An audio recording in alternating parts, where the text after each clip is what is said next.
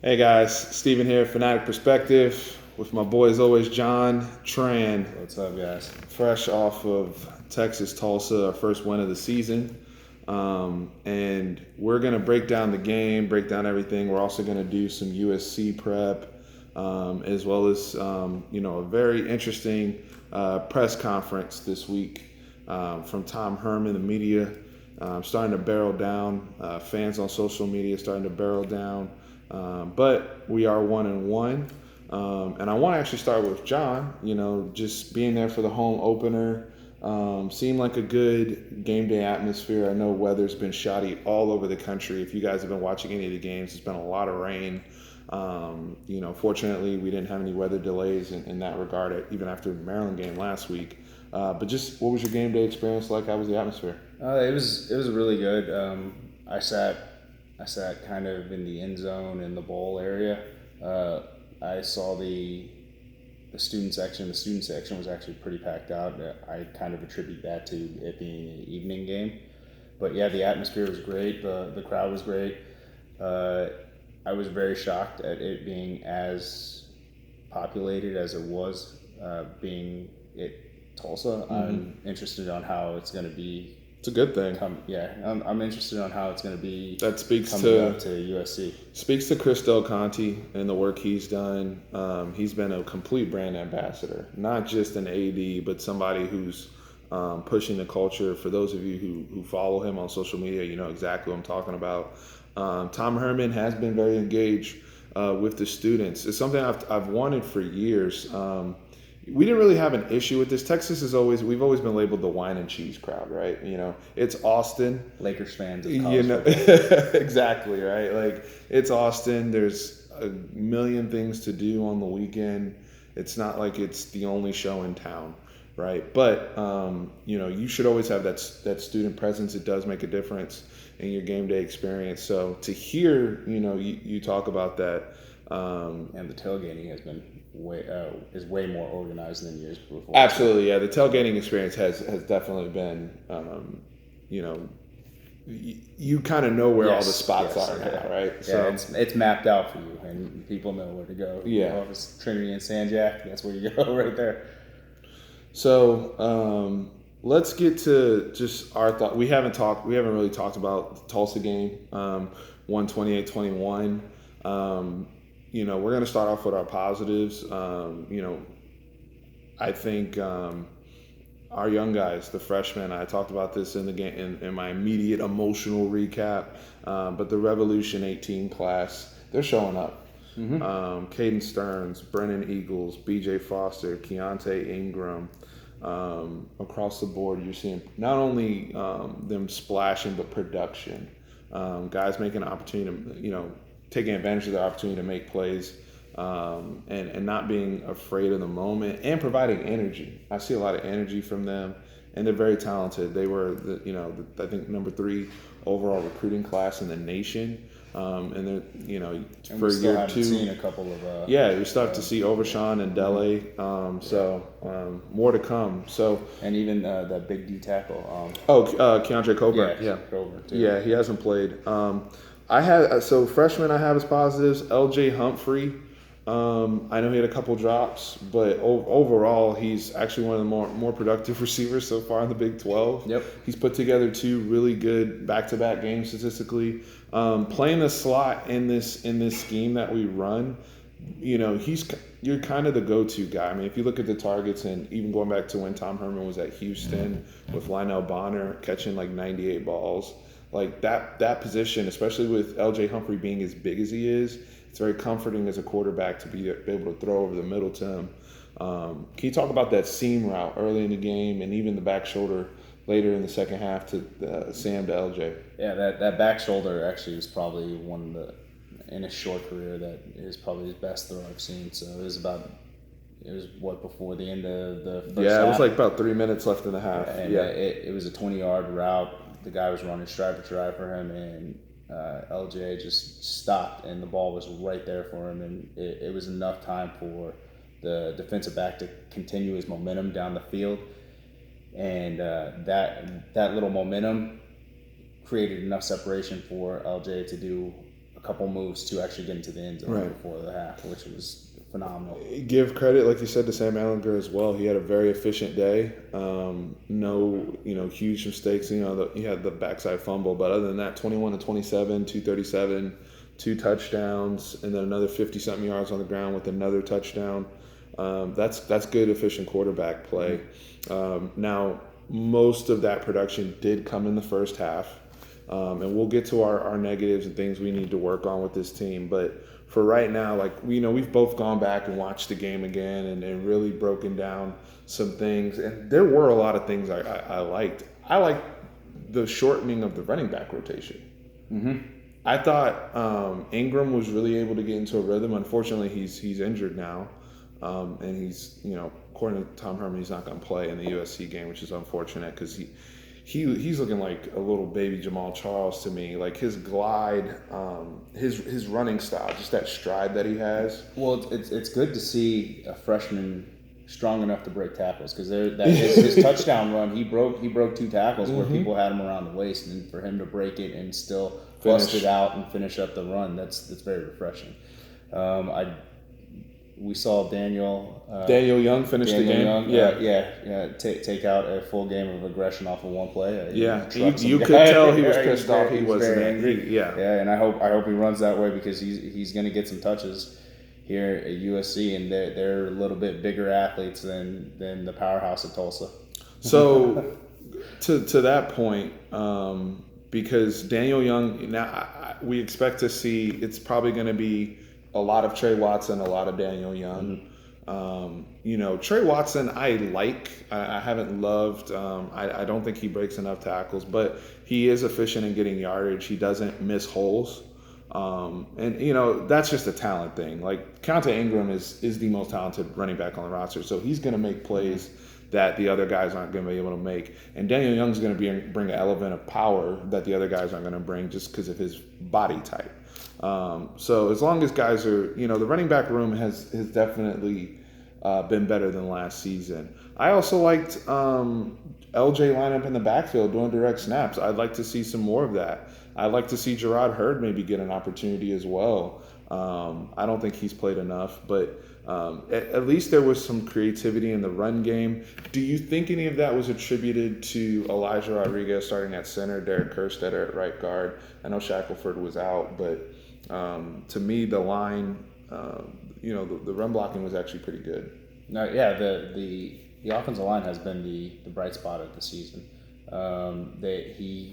When Sam Ehlinger was given time to throw the ball and stay in the pocket, he picked his spots and he hit the people. And so the pass he's been able to step up great, in the pocket. Yeah. And I didn't see really many negative plays by the running back. So the run blocking has been great. So that's been the bright spot of the offense. And we need to not waste these good games that the offensive line has been doing, because a few years ago when we had Malcolm Brown and who's the guy? Jonathan Gray. Mm-hmm. Yeah, when we had those two bell cows as our running backs. Even Joe Bergeron. That was the last time we played for a Big 12 championship. So if we can actually control the line of scrimmage with our offensive line and get positive yards through our running back, that it could be a good season. It all depends on how they come together and how they improve week to week. The last positive, because we need to talk about the defense as well. I did, obviously Caden Stearns and those guys flashing. I thought Chris Boyd had a better game. He did. Thought he had a better week. All the big plays obviously were away from him, but when he was targeted on his side, he made plays on the ball and was pretty sound on his technique this week. So I don't. That was good for me to see, because I don't want his confidence to dip. Especially going into USC. He's going to have a very tough assignment this week. We'll touch on that in our preview. But overall, getting a W obviously is a positive. Now, areas of concern, and the channel got flooded, obviously only beating Tulsa by 7 points. And it's the manner, I guess, in which it happened. You're up 21-0, and Tulsa goes, with 21 points in the second half. you're a little concerned about that if you're Texas, especially coming off of a very disappointing season opener against Maryland. It just seems like there's a lot of pressing going on. So, what are your thoughts in terms of just the criticism of this offense? Tim Beck, Tom Herman, the heat that they're getting for them to only produce 7 points in the second half. If you want to chime in on that. It's pretty frustrating, but after watching it again, I don't know if it was by design by Todd Orlando to only rush 3 to 4 people at a time. There wasn't any design blitzes or anything like that. To me, it seemed like he's holding off schematically for our big games, which is our rough period of time coming up here in the next 4 or 5 weeks that we're going. Yeah, we have the gauntlet coming up. And that way they don't have to prep. They don't know how to line up against our defense. Teams don't have video about it. I don't know if it's us implementing a whole bunch of freshmen into it and just getting them up to the college speed. But I'm not gonna count Todd Orlando out because I think he's a phenomenal coach. I don't think anybody's calling Todd Orlando out. I think people are concerned about the offense. I think people are concerned about this Tim Beck, Tom Herman thing. I mean, yes, Tulsa got 21 points in the second half. They run the veer and shoot, like I said. There were some freshman mistakes that will be corrected. And I think, we'll touch on the pass rush in a second, but I think the biggest thing, just from the feedback that I've been getting from the fans, people are worried about this offense, the lack of identity, the fact that, the second half, they're not putting points on the board. They go for it, even in the first half, they went for it, and they still do that same, rollout play that they do every single time. I'm fed up with it, personally.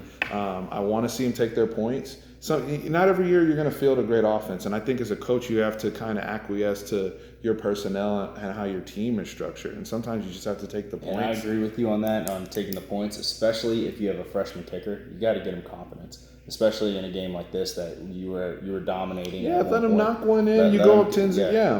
Go. Instead of them coming down and scoring a touchdown, it's basically a 10-point swing right there.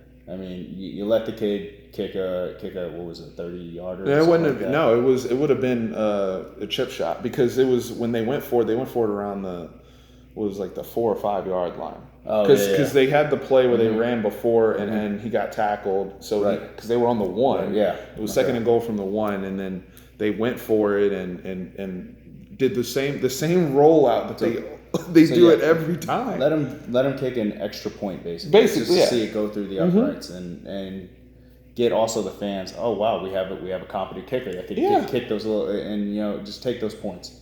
Take those points where you can, and it still swings the momentum a lot. They stopped us at fourth and goal when we should be just running. We should be getting 5 yards of play on this team every single time. I think a lot of it. I see the frustration coming from your side. And it's just like some of the stuff. The sprint rollout is just unimaginative. We were killing them earlier in the game with those deep seams and stuff. I know they played off, and this has actually been happening. If you've been paying attention, it's been happening since the Iowa State game from last season, where they played those 2 or 3 safeties way back, and they're playing man underneath, basically a two man under concept, and everything. We don't run any plays to where we can have guys switch like crossers, especially with some of our faster guys. I don't see that as much. And then a lot of people keep the spy in to watch, Sam do his thing. You saw that in the Maryland game a lot. We're gonna see these defenses more and more coming up, and them not, and this leads me to my next thing. Colin Johnson and Devin Duvernay, in my opinion, have been criminally underutilized. For Colin Johnson to have 4 catches for 37 yards, Devin Duvernay had 1 catch for 6 yards.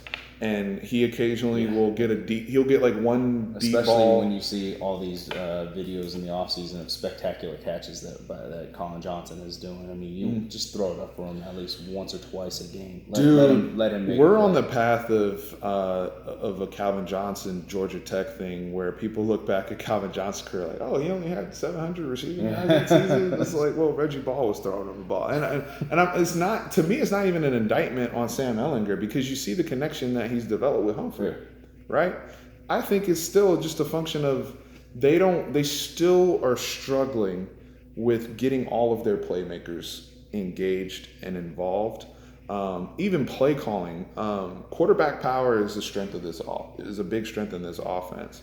And when they do it, even going downhill with the zone read, even though Sam did have some trouble making a decision on, I'm not worried about that. Typically, he's been fine in that regard. But they still struggle to get to their bread and butter plays if they have any. I thought Daniel Young coming in when they were running inside zone with him, that should be one of their bread and butter plays. They have a good enough offensive line if they can establish that mentality to get downhill and attack people, and they can build with play action concepts and all sorts of stuff. You build off of that, and that's the way I thought that they were going to, especially after witnessing them doing that in the Texas bowl game. They were downhill. Run, downhill, smash mouth. Then hit him with the play action. Building off of that. Exactly. Obviously the punt block is a concern. Special teams errors.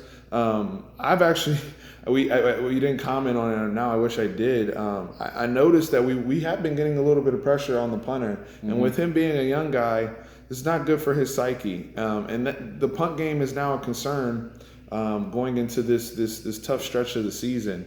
And then people are going to see that on tape. Tulsa came after us a couple times.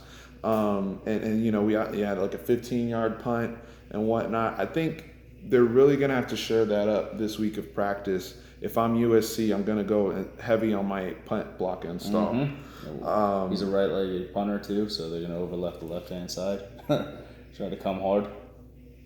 Overall, big picture, I'm very disappointed with the upperclassmen. And that was the title of my last video.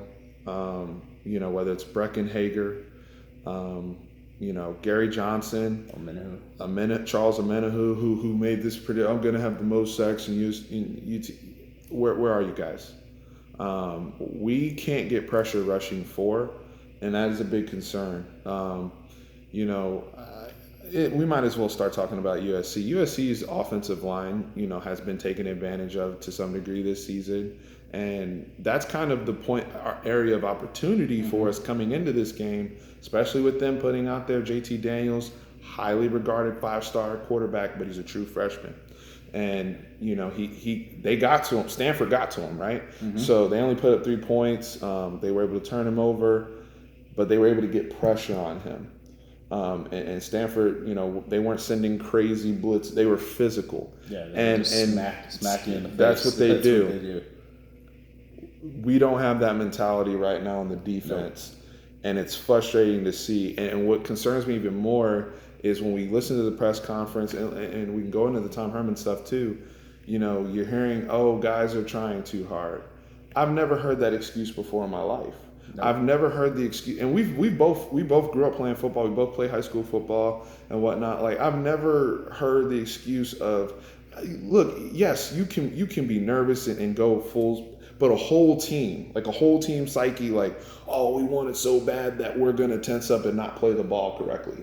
Oh, we want it so bad that we can't shed blocks. Oh, we want it so bad that PJ Locke's going to go take random angles. Another upperclassman, by the way. PJ Locke hasn't been good since his freshman year. What's going on with him? I know he had the big hit, but that was actually, if he would have hit him dead on, it would have been targeted. Right. He would have been out of there. But PJ Locke, I mean, he struggled. Gary Johnson, didn't really see him. I mean, allegedly he had 5 tackles.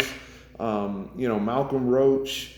The plays that we saw these guys making when they were younger. I will give a call out to the Shark, McCullough. There was a couple of times where he had outside contain and he forced the forced the running back inside where Like he was supposed to. Like he played good defense. assignment football. And it's not going to show in the stat sheet of tackles or anything like that, but he set it up as opposed to it being a 8-yard gain. It was a 1-yard gain. So I mean, things like that. You're more positive than me because he missed the tackle in the Maryland game that still has me heated. That gave him a touchdown, but to see the week-to-week improvement is a good thing. While we're airing grievances, why can't we execute a screen pass? We don't do bubble. We don't do halfback screen. We don't do tunnel screen. Any type of screen. We don't do picks. Not that we don't try them. We cannot execute. We just can't do them. We try them all the time. I mean, and they're good. Sometimes they're actually good play calls. Like, okay, they're blitzing. Yeah. It's 3rd and 8. You should be able to. Like, I watch Oklahoma do the tunnel screen thing to like Jeffrey Mead, and he can step off for 60 yards. But we try to do it to who? Joshua Moore or somebody, and we get 3 yards. Guys tackled immediately. So for the life of me, I don't know if it's how it's being coached. If they're not spending enough time really watching what other teams are doing and then trying to replicate it, that's a part of coaching, is stealing.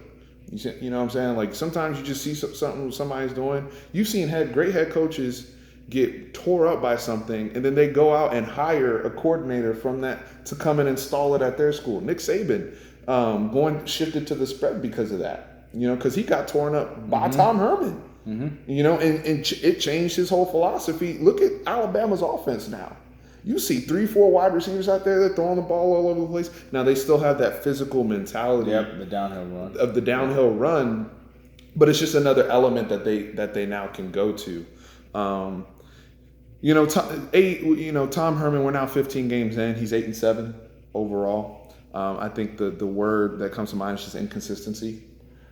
Sometimes you have great performances like last year's USC game where you feel proud, the same way A&M fans are feeling proud of how their team performed against Clemson. I remember feeling that way after the USC game, losing double overtime, but saying, you know what? Both cases knowing that you should have won that game. Yeah. And we feel like we're right there, you know what I'm saying? And like, if you had told me, I'll ask you this. If I told you after that USC game, what you saw, that 15 games now, we'd be 8-7, what would you say?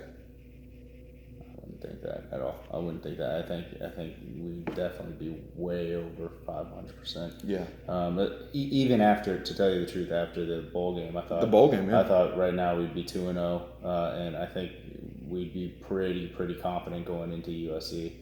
But there's a lot of improvement that's needed to be done. They have time to make the improvements. It's very small time, especially with the hardest part of the schedule. But what I'm saying is USC this isn't the same USC. Excuse me. This isn't the same USC we played. Oh yeah, last year. Of course not. In the Coliseum. Yeah. You know what I'm saying? We just watched Sam Darnold, do his thing last night on Monday Night Football. He's not present. He's not going to play. He's not coming to Austin, right? Like their offensive line is shaky. USC's coaching is shaky. They go watch a USC fans channel. They complain about Clay Helton, T. Martin, all those guys. Like, you have two staffs now. Granted, they've had success in winning the Pac-12 and doing their thing, so they have more clout per se than Tom Herman. But going into this USC game, yes, we have to deal with the Amon Marshalls, the Cameron Smiths, the Porter Gustin. That's going to be a big matchup. And Chris Boyd is going to have his hands full with the freshman Amon-Ra St. Brown, who's a dog. Y'all saw what his brother did, Equanimous, when he was on Notre Dame. He came into Austin and tore us up. Now his little brother's a stud. That's going to be Chris Boyd's going to have his hands full. It's going to be, but also an opportunity for him to put together some tape for the NFL and improve his draft stock. But just big picture, they have an opportunity to fix this. If they can beat USC, all right, I'm going big picture. I know, want to know all that. I'm with it, all right? Mm-hmm. But big picture, they beat USC, and they look good. You now have TCU. I actually watched TCU SMU on Friday night. TCU's not, they're good, but it's nothing crazy. SMU was right there with them. They're coming off of a big game this weekend too against Ohio State. Ohio State, yeah, and that will be the tape that we, all of us study, especially considering Ohio State runs a very, very similar scheme of offense to what we do. So TCU is going to see it 2 weeks in a row. Kansas State hasn't looked good. No, at all. Kansas State, like that game coming into the season, just because of the reputation of Bill Snyder, it's like, oh, and where it's at, and because we haven't won in Manhattan. But based upon the Kansas State team that has shown up, now here's the one thing I do know about Kansas State: they will get better throughout the season because they're well coached, and they don't have a lot of talent. If you saw them, they're not going to be a team that has like what Tulsa had, like 6 penalties for. They're not going to beat themselves. Right. So you're still going to have to be disciplined. But what I'm saying is they're not scary like Optimus Klein.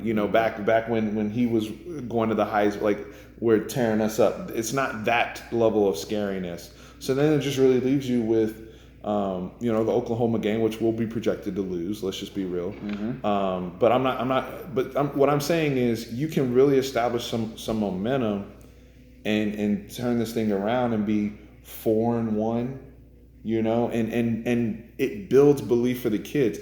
I don't want to hear that excuse anymore though about people being tight. This is Texas, okay, and everybody plays. Across D1, across the Big 12, it's major college football. There's no time, especially when you see a Caden Stearns come out and get a pick right at the beginning. Does he look tight? Nope. Does Keontae Ingram look tight? They're taking him out, talking about they need experience on the field. I haven't seen him fumble. I see him catch every pass he's thrown. So this tightness nonsense. No, you just need to identify the best 11 on each side, regardless of class. The red shirt rules are going to be in your favor because you can kind of try some more things. I wish we had gotten to see Anthony Cook. But overall, they have to establish an identity, especially on offense. But going to the USC game, what do you want to see? What are you looking for just in terms of exploiting matchups? I know you're very concerned about the defensive line still. I mean, I know we talked about it earlier, but you touched on it in the preview, that you were concerned about the lack of push. Yeah, definitely about the lack of push. I'd been preaching it from when Poona Ford left, was that he was the driving engine of our defense last year, and I don't see that we have that guy on our team. Our 2 DNs, Brecken Hager looks out of place. He looks like he's out of position. Mm-hmm. He doesn't look like he's can't get off blocks. He can't get off blocks. Omenahu has the size, but to me, it doesn't seem like he has the attitude for it. He doesn't have that. I'll lay you out. No he problem. Doesn't have. You watch. A lot of us watch the Texas Clemson game, Texas A&M Clemson game. Mm-hmm. You watch the Clemson defensive line, the dogs. Mm-hmm. Now that. Charles Omenihu has the same size. Oh yeah, he has NFL size, but he just doesn't have that attitude. Motor. Yes, yeah. And that's not anything that you can be taught. Too, you have to want it. You gotta want to hurt someone. I mean, I hate to say it, not physically. No, I know. No, you have to inflict it upon your opponent. You want to go through them. And the thing in Big 12 media days is they were talking about how Coach McKnight got them up to power cleaning, 360 pounds, things like that. It's like that's great and all. Now use that explosive nature. Channel that. Use that explosive nature. And if I'm the defensive line coach, I'm calling them out every single day. You're getting owned. You're getting owned by a lesser opponent. You're supposed to. Everyone always says that this is Texas. This is Texas. Yeah, we talk about all the time. I think this is a signature game in the Tom Herman era, Game 16, 8-7 as we stated, and it just could be a signature stretch too. Yeah, I mean, if they build the momentum, like you said, build on each game, getting better. I mean, and they go into Oklahoma 4-1, that's a win in my book. I mean, that looks good on paper to me. We're just thinking big picture. We're just saying that. We're not saying, we're going to all that. Right. We're just saying, but we're saying these are winnable. These are winnable football games. Is my point. Mm-hmm. USC is a winnable game. They did not score a touchdown last week, and they got beat up last week too. And it's hard to get up for two games in a row. 2 games in a row, especially having to come up back on the road. So I think both of us think we can beat this USC football team. It's going to be tough. USC, as beat up as they are, give them credit, they are just as physically talented as we are. This will be the first week that our kids won't have that physical advantage, although we haven't taken advantage of it either. So I do think, Todd Orlando will have the advantage schematically, and I think he can make a difference, and really we'll see some exciting blitzes. I think Todd Orlando knows what he has with his front seven, and he doesn't. Guys aren't producing, so he's gonna have to go in his bag. He's gonna have to go in his bag, dial up some heaters, against the type of offense we're going against. You can get cute with your blitzes and stuff. I just don't like it when we're facing option and all that type of stuff. But against more of a pro style set that USC deploys with spread concepts, I think we'll have a lot of success. Guys, thank you. 1,000 subs. Should have started the video there.